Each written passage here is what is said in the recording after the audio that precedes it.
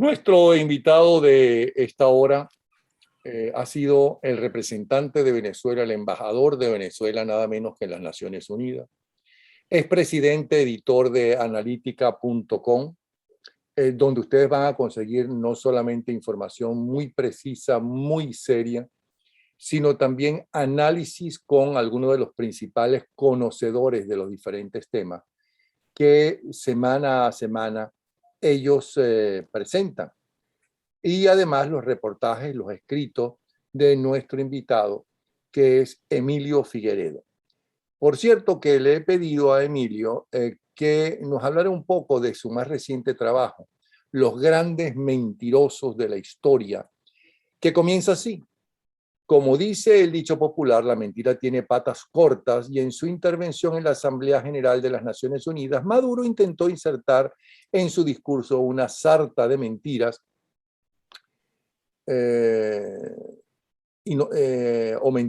una sarta de mentiras, y por ahí siguen adelante.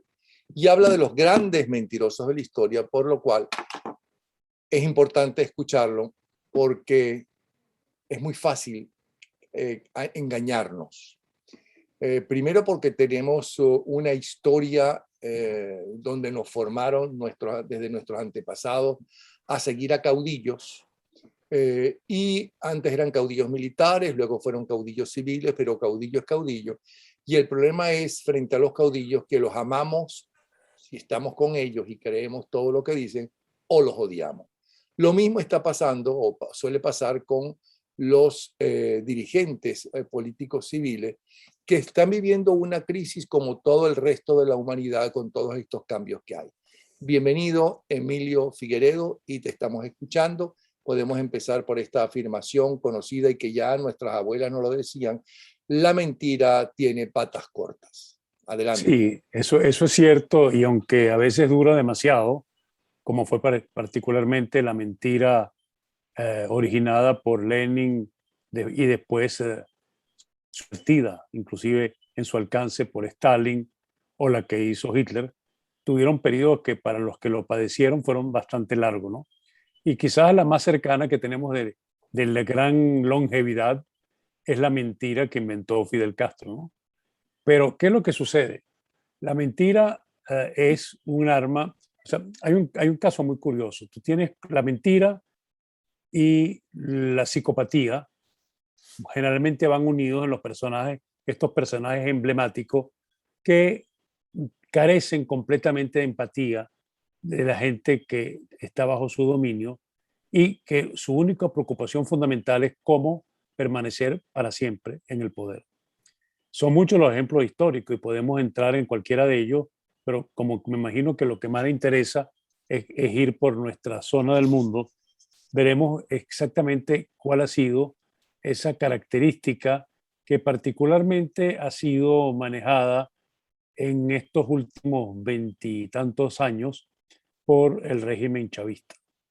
La mentira se manifestó con varias promesas, algunas que sonaban para los ilusos como un sueño hecho, posiblemente hecho realidad, pero que en lo concreto demostró que no fue un sueño hecho realidad, sino que fue una pesadilla que se concretó a través de los años. Y ejemplos son tantos. ¿Y qué hicieron ellos y con quién se articularon? Ellos han tenido un personaje muy inteligente, muy capaz, pero que conoce mucho de cómo se manipula el ser humano, como es el presidente de la Asamblea, Jorge Rodríguez, ¿no? No por algo es psiquiatra, inteligente, culto, y seguramente ha sido un lector uh, asiduo de lo que decía el famoso ministro de propaganda de Hitler, el doctor Goebbels, que por cierto también era un hombre culto. Doctor no es un doctor como decimos en Venezuela. Doctor en ese caso, en el caso de Goebbels, es el equivalente a un PhD. Pero sin embargo, él acuñó una frase que estos han utilizado mucho, que una mentira repetida 1000 veces se transforma en verdad. Pero también es verdad la inversa. Hay un momento que esa mentira que se transformó en verdad se vuelve a transformar en mentira, y ahí es donde surgen las patas cortas. Y lo estamos viendo porque desde las promesas de que de sus acólitos, de que nos estaríamos bañando todos en el Guaire y pescando pececitos en el río. Bueno, es una de las tantas anecdóticas historias, pero hay unas mucho más trágicas, ¿no? Una trágica, la más trágica es Venezuela es de todos, y de todos, ¿quiénes son todos? Todos son solamente aquellos que me siguen. En un principio fueron muchos. Mucha gente al principio soñó que Chávez podía ser un mecanismo de verdadera liberación de las clases más desposeídas, de los que tenían situaciones que siempre siguen existiendo, particularmente en América Latina, pero no solamente en América Latina, y le compraron el cuento. Pero a medida que se enseñoreó en el poder, se volvió cada vez más fantasioso, ¿no? Las cosas que se le ocurrían, los gallineros los gallineros de los balcones, o sea, lo mismo que Fidel Castro con una vaquita para cada cubano que producía 1 litro de leche. O sea, hemos visto tantas historias, tantas, porque un hombre inteligente, en el caso como Fidel Castro, no podía realmente pensar que eso era posible, ¿no? Pero bueno, o a lo mejor sí, a lo mejor llega un momento que el mentiroso se confunde con su propia fantasía y distingue malamente fantasía, la realidad de la fantasía. Ahora, cuando llega a un nivel que la sociedad completa, el régimen completo, la que no solamente miente, sino miente con desparpajo, como fue en el caso en la Asamblea General de las Naciones Unidas. Este, ¿Quién puede creer que ante una sala prácticamente vacía, este, porque la gente de antemano va solamente a aquella donde piensa que va a recibir un mensaje que puede tener algún impacto, a pesar de que las sesiones de la Asamblea General, cuando están todos los presidentes, se sabe que son vitrinas para más que para la Asamblea que te oye, para el país que te escucha. Pero es que en este momento yo creo que no lo escuchó ni la comunidad internacional, ni mucho menos el país, porque ¿en qué país estamos? ¿Cuál es la realidad? ¿Cuáles son los logros que pueden vanagloriarse, que pueden decir como verdades? ¿Acaso tenemos una mejor educación? ¿Acaso tenemos unos mejores servicios públicos? ¿Acaso tenemos una empresa petrolera bollante llegando a los 5 o 6 millones de barriles diarios, como era el plan que estaba en la era democrática, cuando apenas estamos llegando a 600.000? ¿Acaso tenemos un país controlado, seguro, donde cualquiera puede ejercer una actividad económica sin riesgo personal o económico? No, aquí estamos exactamente, tú lo acabas de mencionar al principio, igual que a finales del siglo XIX, igual que con el presidente Andrade, igual que con los presidentes en el que tenían un país en que legislaban legislaban no, gobernaban, y legislaban también porque el que legislaba dependía del que estaba sentado en la silla de Miraflores, pero ¿quién eran los dueños del país? Los caudillos, el doctor Leopoldo Batista en Trujillo, en cada estado había un caudillo. Sí, Y ahora, pero sí, perdona que te interrumpa. Frente a todos esos problemas y fracasos, y la mejor prueba es el caso de la tiranía cubana, siempre hay un pretexto que está fuera de ello, ¿no? Que es el enemigo, que suele ser el extranjero. En el caso de los cubanos, de un bloqueo que nunca existió tal bloqueo, tal y como ellos lo anuncian. En el caso venezolano se ha hablado hasta de un bloqueo y la gente no se pregunta, pero ¿en qué consiste el bloqueo? Y entonces todos esos productos carísimos, por cierto, en esas tremendas tiendas que todo lo venden en dólares, para ellos, para esa gente no hay bloqueo. ¿Por qué pueden entrar para esas tiendas todos esos productos y no para la enorme mayoría de los venezolanos? En el caso de la producción nacional, es que los productores nacionales están comprados por los norteamericanos, que son los enemigos. Siempre hay una excusa afuera y siempre hay alguien que se los cree, que eso y es esa lo es una que es gran realmente mentira. increíble. Y esa es una de las grandes mentiras.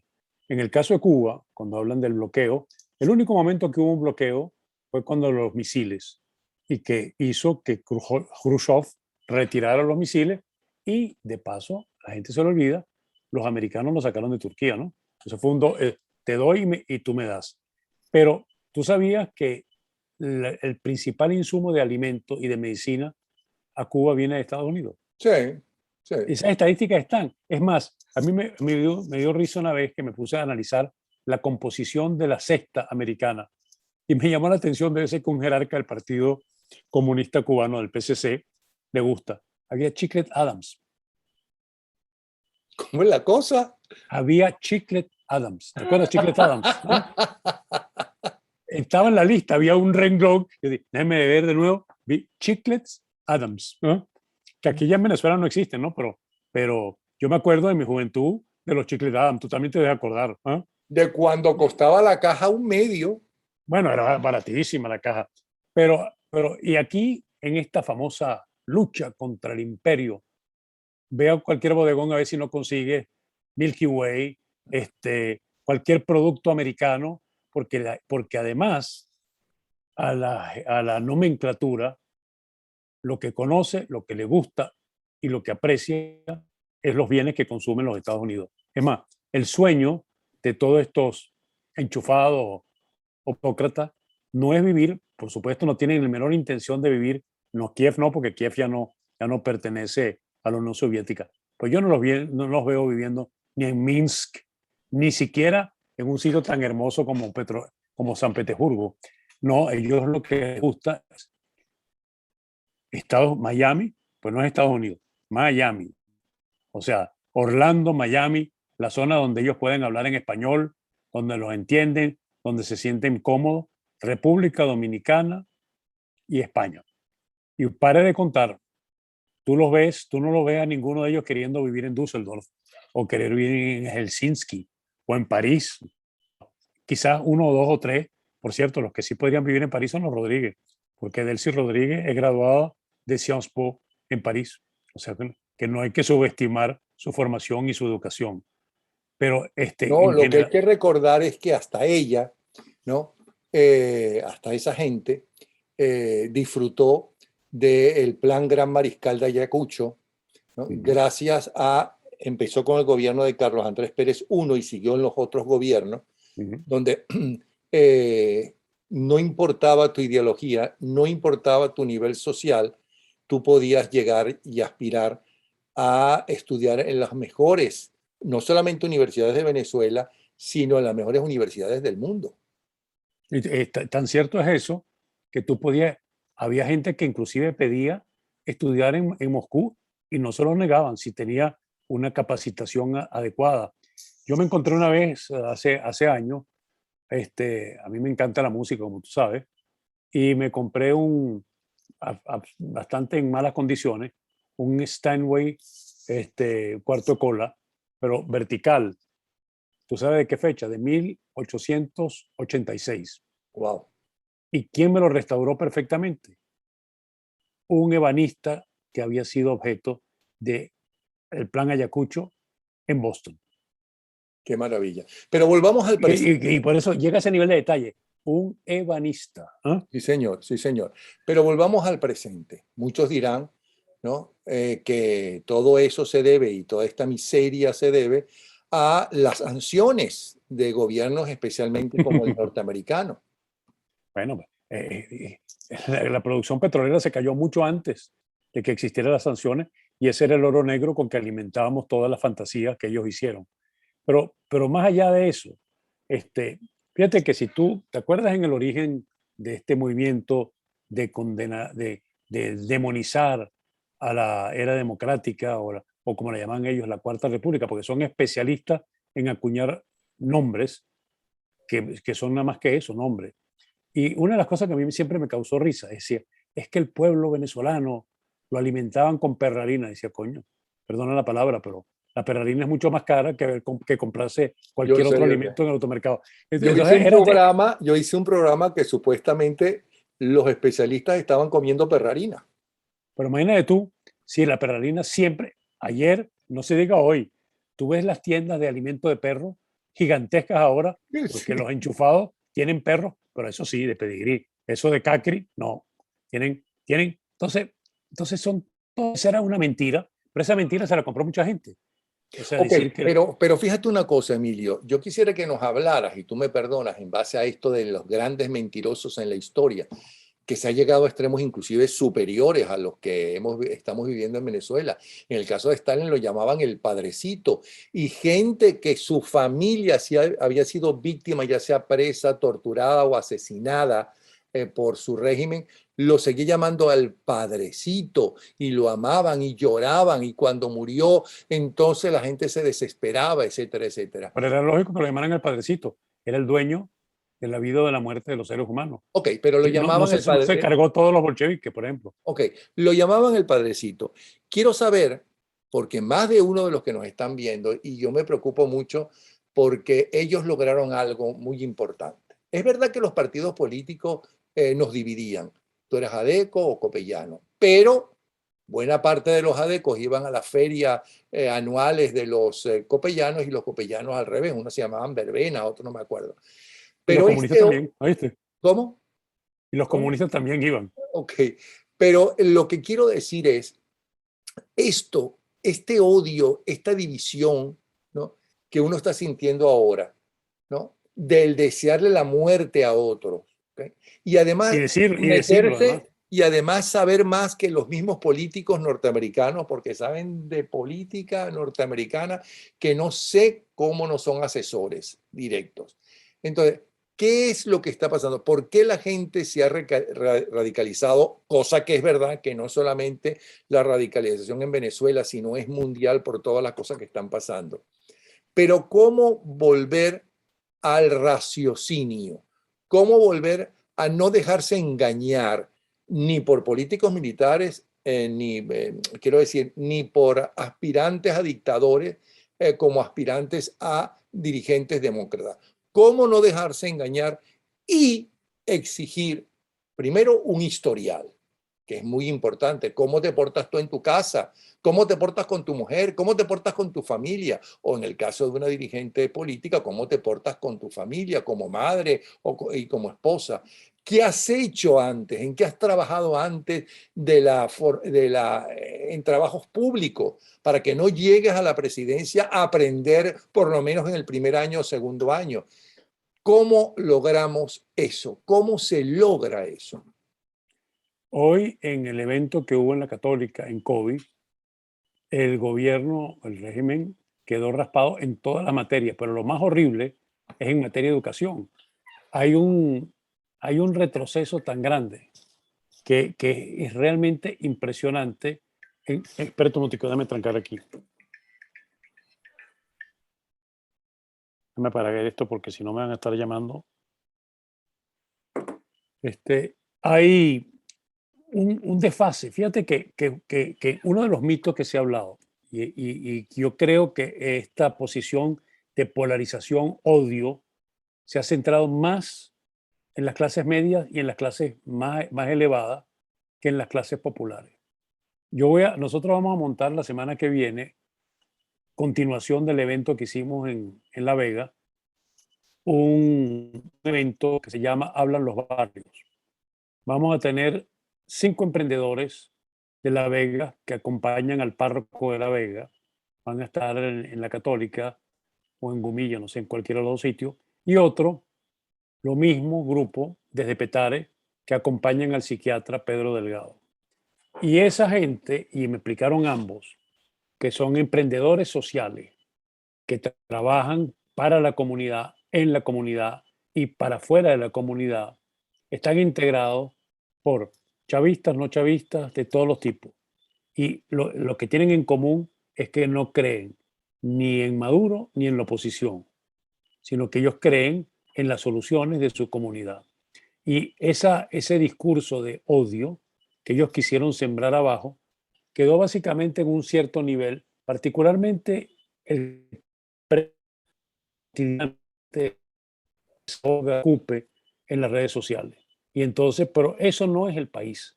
El país está en un ánimo distinto y el país está buscando algo que es lo que hemos tratando de hacer en analítica, que es crear consensos. Aquí hay que pensar que no están pensando ninguno de los políticos.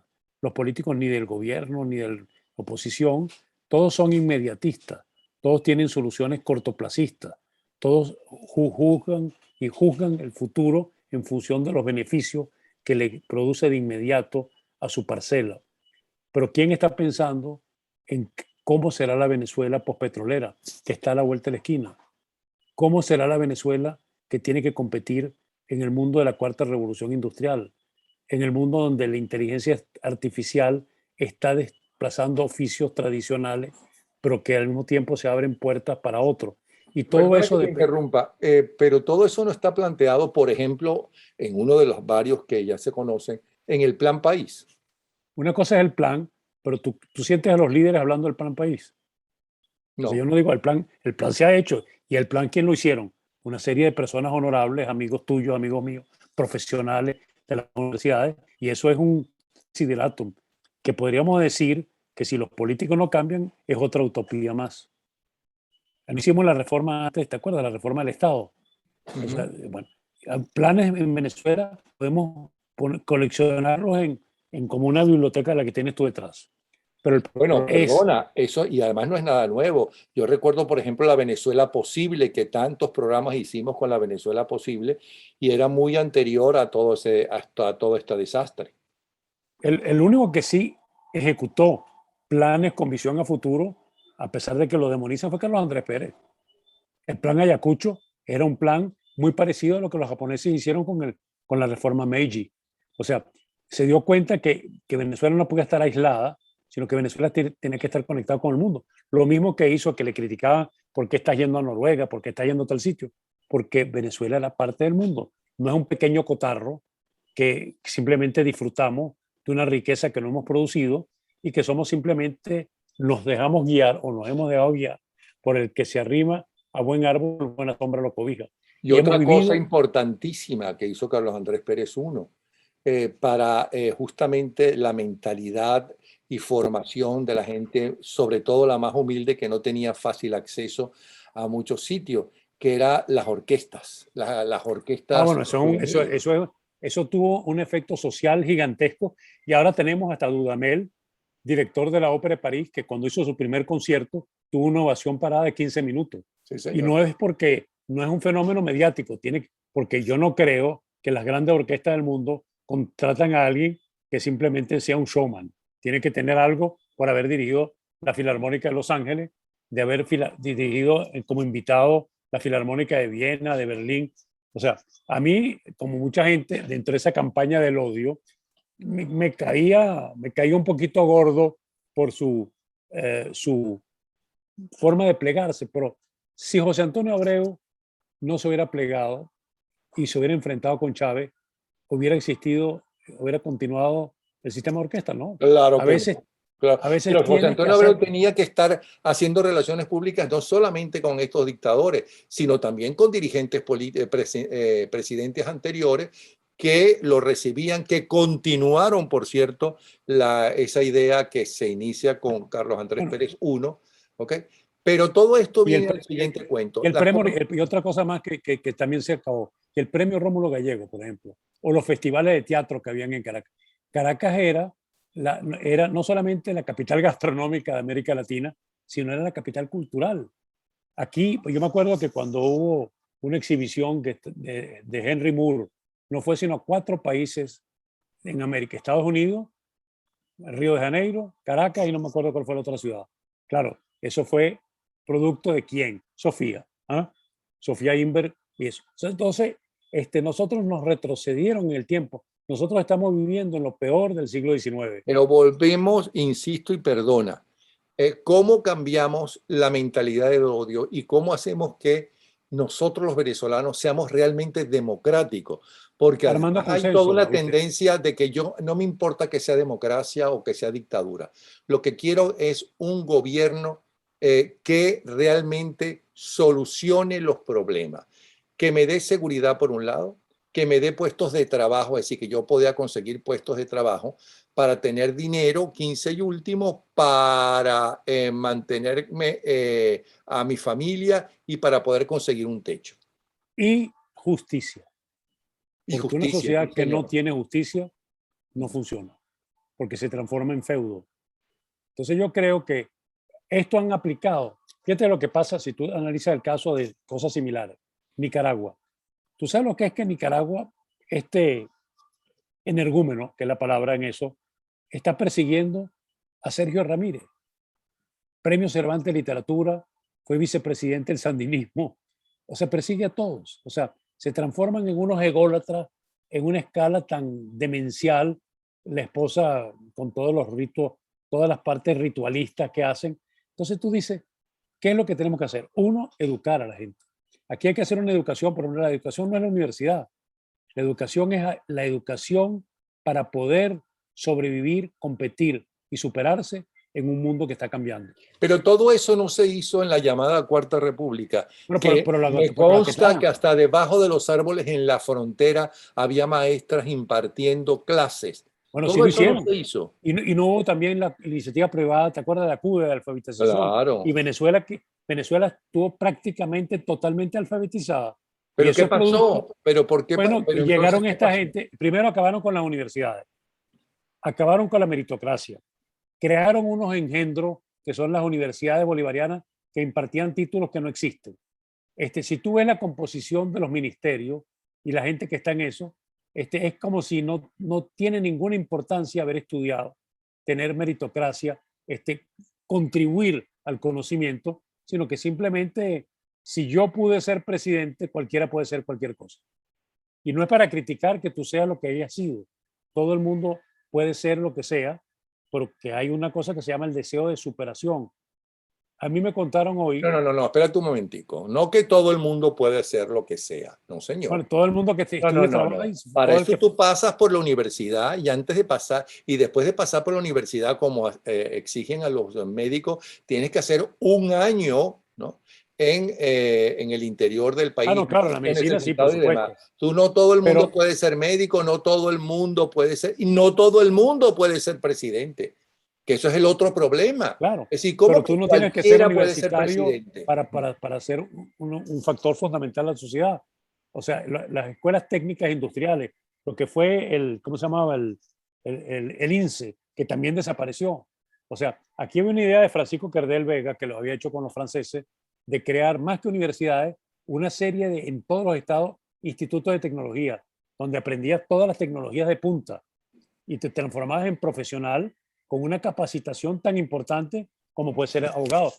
Fíjate que el caso es tan interesante, el cambio en el mundo, que un país de los más avanzados del mundo culturalmente, intelectualmente, es Finlandia, ¿no? Y en Finlandia, para tú ser profesor de preescolar, tienes que no solamente ser graduado universitario, sino que tienes que tener un doctorado, porque se considera que donde se empieza la educación es en el principio. Y sabes que un profesor o un maestro, como los llaman acá, es la profesión más pagada, más que un ingeniero, con un abogado en Finlandia. Aquí es al revés. Aquí el maestro es el maestrico. O sea, ¿y cuánto han hecho de bien para el país esos maestros? Abnegados, que han luchado con pocos recursos y con poco menos. Ahora con ninguno, porque ahora con esta cómica que querían hacer, la presencia en los liceos en Caracas, ya decidieron que no lo van a hacer porque estamos en el punto más alto de infección del COVID, pero más alto. Y hablando con el doctor Castro, me dijo, jamás hemos tenido en estos años una situación tan dramática. Yo me volteo a la izquierda, a la derecha, arriba, todo el mundo está infectado. Entonces, pero entonces, ¿cómo puedes hacer tú esta que estamos haciendo nosotros? ¿Quién tiene acceso a Internet en tu cupita? ¿O quién tiene acceso a Internet a veces en los barrios? O sea, no hemos hecho nada de ser el país que estaba a la vanguardia de las telecomunicaciones en el mundo, en América Latina, pero por bastante, con la mayor conexión, con los mayor equipamiento, con la mayor acceso a computadoras, teléfonos, inclusive, y eso, para ser ahora el que está en la saga. Tú vas a Ecuador y tienen conexiones de 150 Mbps. En Venezuela el promedio es de 2. Entonces tienes que contratar servicio, cariño. Ok, pero la Vas a pregunta conformar un sigue país. estando igual. La pregunta es, ya sabemos que, especialmente aunque no lo mencionaste, supongo que estarás de acuerdo, que todos esos caudillos que manejan multitudes y que los llevan a los extremos, para empezar, son narcisistas, ¿no? Eh, Y muchos son psicópatas. Claro, y además peligroso. Y no solamente esos son, sino que a lo mejor en la familia de uno, a lo mejor en la misma oposición, en la mía, y narcisistas, y muchos Ah, de obvio, ellos obvio, son obvio, realmente obvio. peligrosos, ¿no? Ujú. Otros no, pero unos sí son peligrosos. ¿Cómo hacemos para saber de todas esas cosas de todos esos elementos, de todas esas personas que nos dicen cosas hermosas para buscar nuestro voto o nuestro apoyo o que salgamos a defenderlo? ¿Cuál es el que merece que nosotros salgamos y los apoyemos y cuáles no? ¿Cómo aprendemos a no dejarnos engañar? Cosa que resulta bastante fácil por lo visto. En este momento es un proceso difícil, es un proceso que va a surgir. Los liderazgos no se imponen, los liderazgos surgen y surgen de abajo hacia arriba. Y ha sido así a través de la historia en todos los procesos democráticos. Lo que tenemos que hacer ahora es lo que tú haces, lo que hacemos nosotros en analítica, es, en realidad es una labor de pedagogía política, de enseñarle a la gente los hechos reales a través de personas que pueden efectivamente compartir con ellos sin ser magister dixit, sino hablando sencillamente qué es lo que hay que hacer. ¿Y eso cómo se llama, Napoleón? Educar. Todos tenemos que ayudar a educar, cada quien dentro de los límites de su capacidad, pero sobre todo hay que pensar que Venezuela no se superará si no hacemos un esfuerzo colectivo de educación total de la sociedad. Y educación es no solamente conocimiento, sino es educación ética y moral. Yo me acuerdo que cuando yo estudiaba, mi maestro de moral y cívica era nada menos que el doctor Rafael Vega. Y ese me marcó para el resto de mi vida. Rafael Vega, que fue ministro de Educación, era mi profesor en el Santiago de León, que me enseñó la importancia de los valores cívicos y morales para que una sociedad funcione. Ahora estamos justamente en la inversa. Aquí es el reino del vivo, el reino de la riqueza fácil, sin trabajar, no hace falta el conocimiento, no hace falta la cultura, todo, no hace falta el conocimiento de la historia. Total, si yo pude hacerme X millones de dólares sin saber nada de eso, ¿para qué pierdo el tiempo trabajando con lo que hay que trabajar? Porque la cultura, yo veo tus libros, la cultura es ardua, es trabajo. O sea, como decía Unamuno, decía, la cultura es lo que queda después de haber leído todo y haber olvidado casi todo, ¿no? Pero, y es verdad, ¿no? Ujú. Pero no lo Pero olvides yo completo. insisto, perdón, Emilio, yo Bueno, insisto. yo creo que sí se puede, pero primero hay que empezar a trabajar, a restablecer consenso en la sociedad venezolana.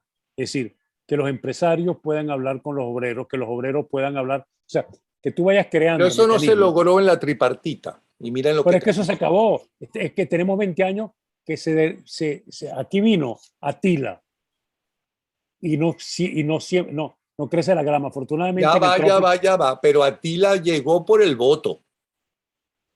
llegó por el voto, pero después, ¿qué hizo después del voto? Ah, no, ok. Y además llegó por el voto porque había un vacío y porque los Bueno, dirigentes políticos de ese momento metieron la pata ¿y qué fue frente Acción a Democrática las después del opciones. gobierno de Lucinchi? ¿Qué pasó con Acción Democrática? No era la democracia de Adriani, de Rómulo Betancourt, de Rómulo Gallego, de Raúl Leoni, de Luis Beltrán Prieto, de gente que tenían una idea de futuro del país, el manejo del petróleo, de la educación, o sea, las construcciones de vías rurales. O sea, había una visión de país. Desde Lucinchi para acá, en particular cuando cometió ese dislate, primero, de no permitir la descentralización y segundo, llegar a lo más abominable, que eran los gobernadores, eran los secretarios generales del Partido de Acción Democrática. En ese momento mató a Acción Democrática, la mató. Y después ¿quién vino? Alfaro. Se fue el sepulturero mayor. Y no voy a entrar en el presente para no meterme con gente que está viva.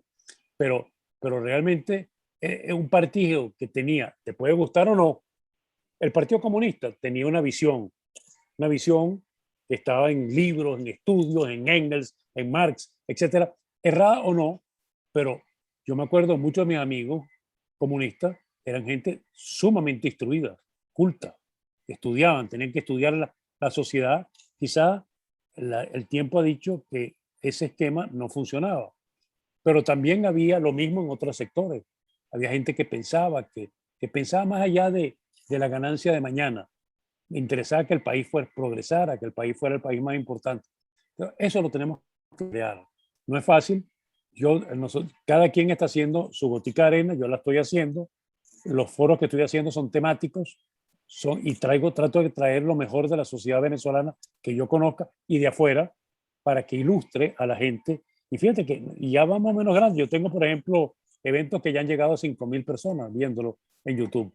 O sea, tú tienes una audiencia muy grande y tú llevas a gente muy interesante a hablar contigo y la gente los oye. ¿Por qué?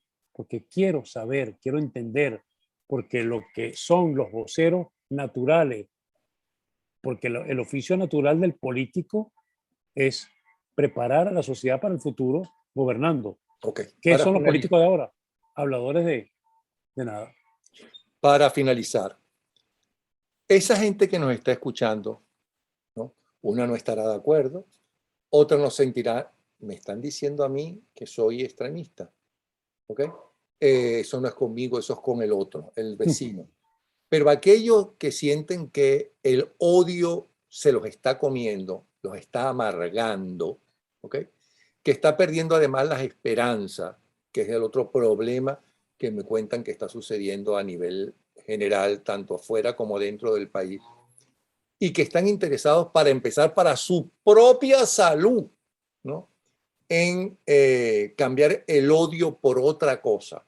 No cambiar el odio por pelearse o no interesarse en que alguien y apoyar a gente que ayude y esa misma persona ayudar a solucionar los problemas del país.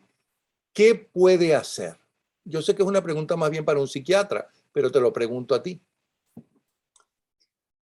Sí, yo creo que, bueno, por cierto que nosotros vamos a tener un programa con psiquiatras muy pronto que se llama Psicopatía y Poder.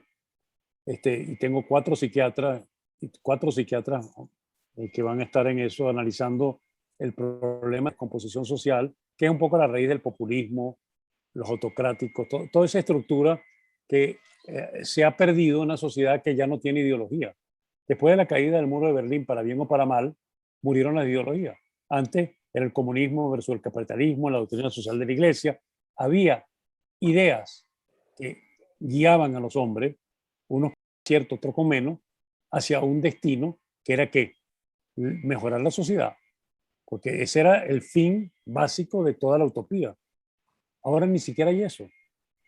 Ahora lo que hay es no solamente en Venezuela, vete a lo que estamos viendo en El Salvador o en Brasil o en México.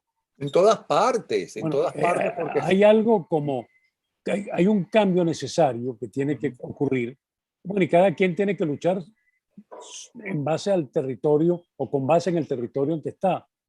Yo sí creo que hay mucha más gente, yo hablo con muchísima gente a diario, y yo creo que esa preocupación que tú estás haciendo la estoy sintiendo a los diferentes niveles sociales. Y si hay gente que quiere, porque si no, la única opción que hay en Venezuela, si tú no tienes esperanza, no tienes posibilidad de ocupar, no van a ser 6 millones, van a ser 8, 9, 10 millones de gente la que se va a ir, porque aquí no hay oportunidades para poder crecer, para lo que tú dijiste al principio, para alimentar a tu familia, para poder que tu hijo te supere. Hoy, esta mañana, y para terminar con esto, tuve la reunión con un ganadero muy importante de Apure y me contó que tenía a una gente que había nacido en la hacienda, que habían progresado ahí, y sus dos hijos había crecido, uno como médico y el otro como ingeniero, salido educado allá en Apure. Tú sabes lo que los hijos están en Ecuador, ejerciendo la profesión, y están invitando a los padres que lo vayan a visitar. Los hijos de este, que era un peón de una hacienda en el Orza. ¿Ah? Entonces, son cuentos que te llenan, y este le arregló todo, le puso el contacto con el cónsul de Ecuador para sacarlo, porque dice, bueno, a lo mejor se van y se quedan allá, pero se lo merecen, ¿viste? Porque los hijos, a través del conocimiento, la educación, imagínate tú, el hijo es cardiólogo, ¿viste? Entonces, sí se puede. Lo que pasa es que hay que tener, por eso yo quiero hacer ese evento, hablan los barrios. Acá y la Lazy y el Coqui. En el barrio están sucediendo cosas y cosas muy hermosas. Inclusive muchas de las medallas que tuvo Venezuela fueron formadas en los barrios. Y otra cosa que yo diría es que si son amigos de dirigentes, ¿no?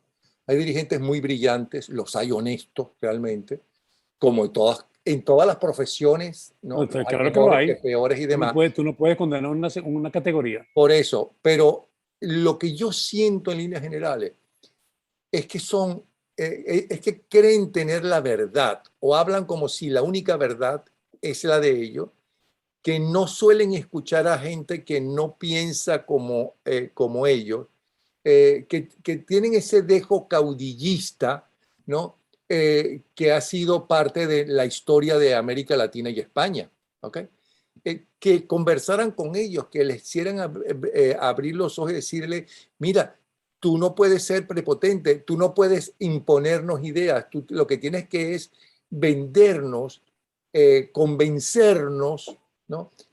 Que los planes que tú tienes nos van a mejorar nuestra vida, ¿no? Y no que hay que ponerlo, porque yo creo que el fracaso del segundo gobierno de Carlos Andrés Pérez no fue tanto las medidas que nos iban a llevar al siglo XXI por fin, sino que no supieron vender a la gente lo que ellos querían, lo que ellos proponían, lo que ellos estaban inclusive logrando. ¿No Porque crees tú? la primera cosa que pasó, que el que tumbó a Carlos Andrés Pérez fue Acción Democrática. Pero es que Acción Democrática tengo entendido que se cansó de pedirle a la gente de Carlos Andrés Pérez, a estos muchachos brillantes que Carlos Andrés Pérez escogió, como nunca desde el primer gobierno de Caldera había tenido tanta gente joven como la tuvo el primer gobierno de Caldera, ¿no? Gente joven, brillante, que no pertenecía ni remotamente a la generación de Carlos Andrés Pérez, ¿ok?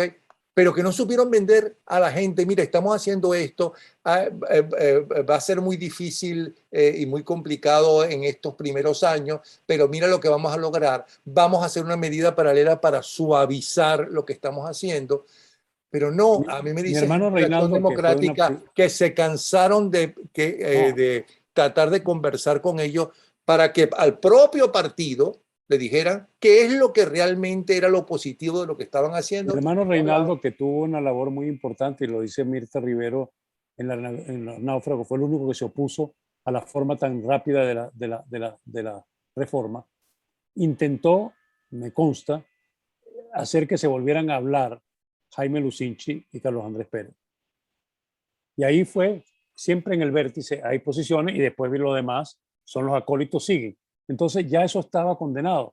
Es más, cuando a Carlos Andrés lo juzgan, que lo juzga Ramón Escobar Salón, ¿quién nombra a Ramón Escobar Salón o quién propone a Ramón Escobar Salón como fiscal general de la República? Gonzalo Barrio.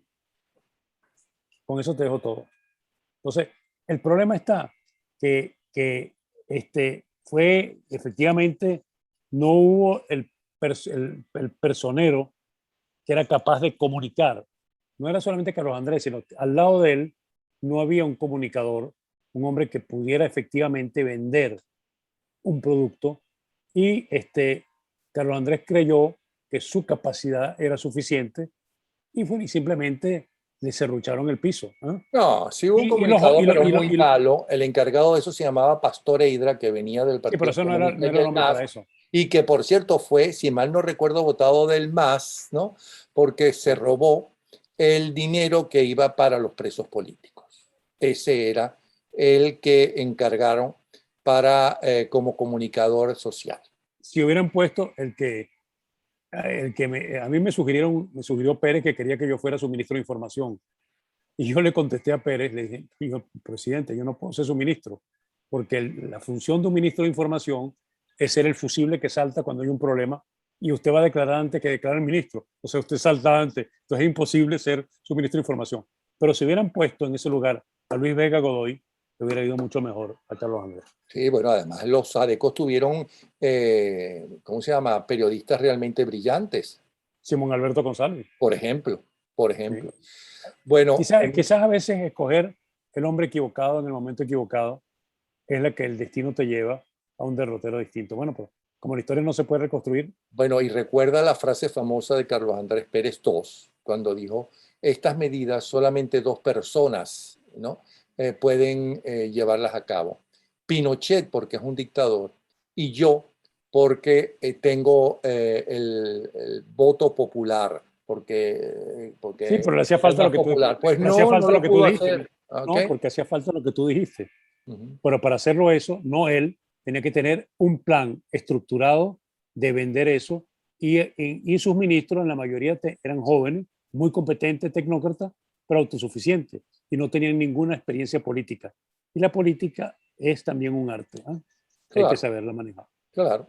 Muchas ¿No? gracias, Y Napoleón, para por esta llegar al conversación. poder y ser ministro o ser presidente, ¿no? Tú tienes que saber de política y saber hablar con la gente, porque estás trabajando, tú eres un empleado de la mayoría, tú eres un empleado del país, de los ciudadanos. Tú no puedes despreciar el país o darle la espalda y decir, tengo yo la verdad, no tengo por qué explicarles a nadie la verdad, ¿ok? Sino Bueno, que ya verán cómo tenemos, será de bueno. tenemos un ejemplo que se te acaba de retirar, pero un ejemplo exitosísimo, Angela Merkel. Sí, señor. Sí, señor. Una Bueno, señora que vino de la Alemania del Este y mira, 16 años, puso a Alemania en un carril y dominó Europa. sí, señor. Bueno, Y sin aspaviento, sin grandes cosas. Emilio Figueredo fue nuestro embajador nada menos que las Naciones Unidas, es presidente editor de analítica.com, que para mí es, si no la mejor, para mí es la mejor, una de las grandes, serias páginas a través de las cuales uno se puede enterar del el pensamiento de Venezuela y del resto del mundo. Gracias, Emilio, por todo el trabajo que ustedes están haciendo, por todas esas reuniones que hacen. Ya durante todo este tiempo hemos visto a lo largo del programa cómo entrar en analítica.com y un abrazo, ¿sí? De verdad que muchas Muchas gracias. gracias a ti y espero que haya colmado lo que tú me querías que yo conversara en esta conversación tan informal y tan poco preparada. Hasta luego. Hasta luego.